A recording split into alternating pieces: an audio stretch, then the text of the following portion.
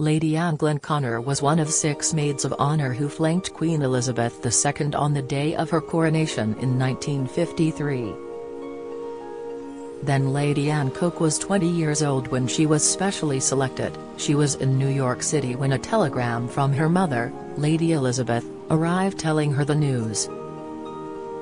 After arriving in the UK aboard the Queen Mary, Lady Anne became a celebrity in her own right. There were rehearsals, one was photographed. In a way, it was rather like being in a girl band. It was extraordinary, she told royal commentators Jessica Robinson and Rachel Birchfield in February. As a maid of honor, she had a particularly unique view of the ceremony, standing beside the young queen throughout and witnessing even the most sacred of moments. Here, Express.co.uk delves into some of the lesser-known aspects of the historic occasion which marked the official beginning of the Second Elizabethan era. Incredibly calm Queen. Although Westminster Abbey was closed for 5 months ahead of the 1953 coronation, according to Lady Anne, there was barely any time to rehearse, and never in the venue itself.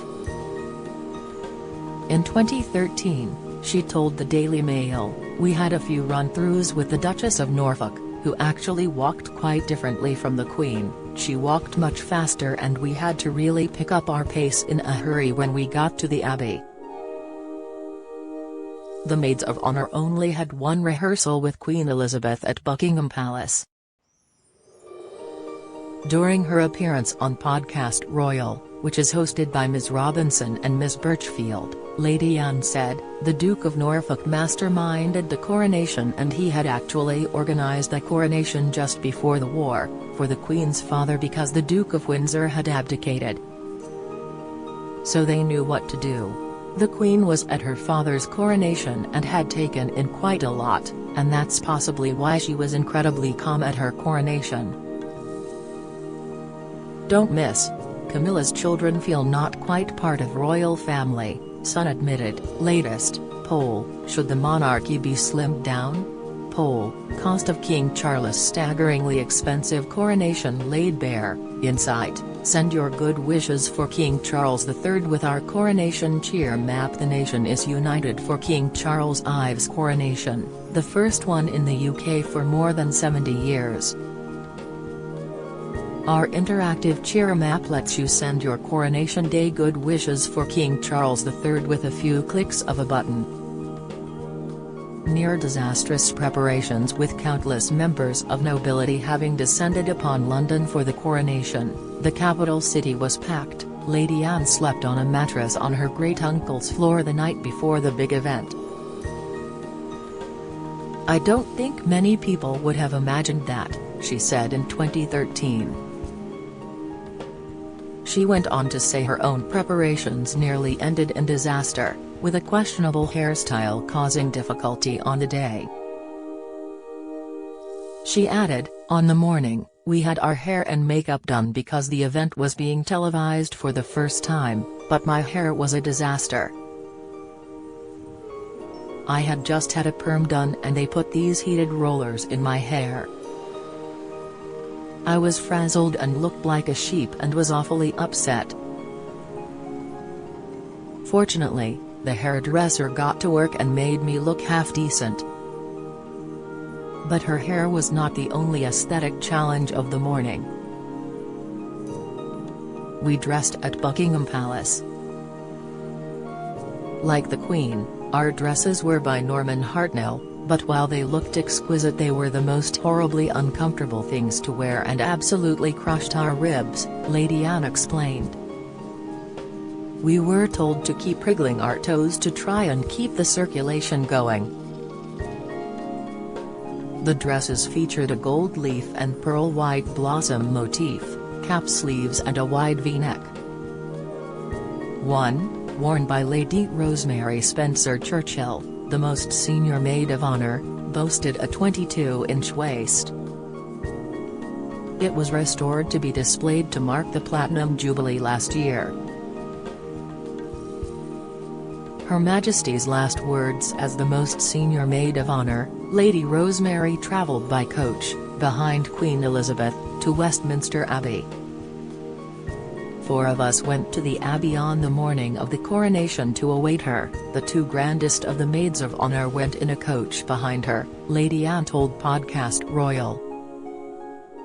It was pouring with rain and it was very, very dark. We were waiting there, and suddenly we could hear her come. We heard this roar of people and round the corner came this golden coach. It was like a Disney film. It stopped in front of us and 2 pages opened the door and we saw her. I suppose we were the first people to see her in her beautiful dress. It was embroidered with the flowers of Great Britain and the Commonwealth. And, of course, she was so young and so beautiful, lovely skin and eyes, and this wonderful smile. She added, we helped her out of the coach, she didn't say anything us two at that moment. And we got her into the Abbey and there she was waiting, with her back to us and the train flowing back. We had little satin handles on the train, which we put our hands into. She suddenly looked around, and said, "Ready girls?" and off we went. Smell of mothballs. While the coronation is often remembered for its pomp and pageantry, there were elements of the magnificent event that were not so glamorous. With a colossal guest list of 8,250, the Abbey was specially equipped with grandstands and extra seating. It was like a medieval tapestry, Lady Anne recalled. The whole of Westminster Abbey had been built up, right up to the ceiling. There were over 8,000 people and then all the members of the Commonwealth were in their national dress. All the peers and peeresses were in their robes. There was quite a smell of mothballs because their robes actually had fur on them. The lavish ceremonial robes had not been used since before World War II, when the peers and peeresses last congregated at Westminster Abbey for the coronation of King George VI. Magical moment turned miserable. The most sacred element of the entire coronation ceremony is the anointing with holy oil. The act of consecration is deemed so extraordinary that history, and the 1953 Coronation Committee, decreed it must remain out of sight. Although the service was filmed and televised, this section was conducted in secrecy. She had said the cameras had to be turned off, said Lady Anne. She agreed to the cameras being in the Abbey, but for the anointing, she said, "No, I don't want the cameras to be there." So they turned them off. The 6 maids of honor and the bishops were the few individuals who saw the moving moment. We were standing, the 6 of us, just beside her. And the bishops put this canopy over her and took all of her regalia off her, and she was then dressed in a very simple linen shift dress, she recalled. However, for the Queen, the poignant moment had its challenges. 2 people helped the young monarch change into the linen dress. One was the Marquis of Cholmondeley. "I don't think he'd ever even dressed himself, let alone anybody else," said Lady Anne. She continued, "And when he was practicing, he simply couldn't do up these hooks and eyes on the back of the dress." She recalled the Duke of Norfolk getting more and more irritated, until finally he decided to put pressed studs on it instead. However, when the coronation day came and he was doing it up on the Queen, he was pressing terribly hard.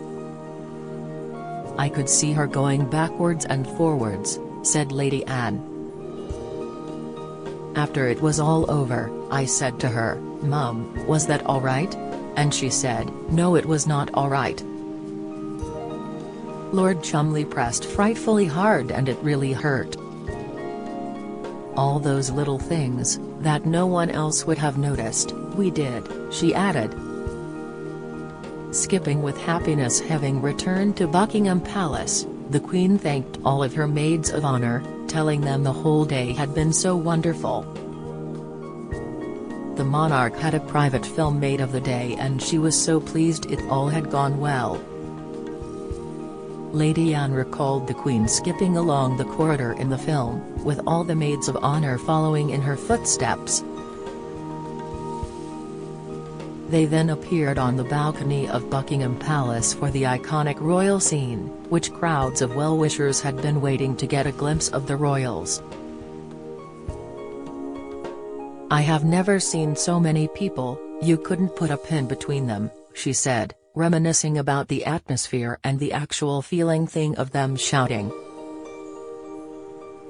She added, "It marked the beginning of a new Elizabethan age and we'd been through the most horrible war, there was still rationing at the time of the coronation. It was just magical. There was a big fly past and in those days we had a big air force.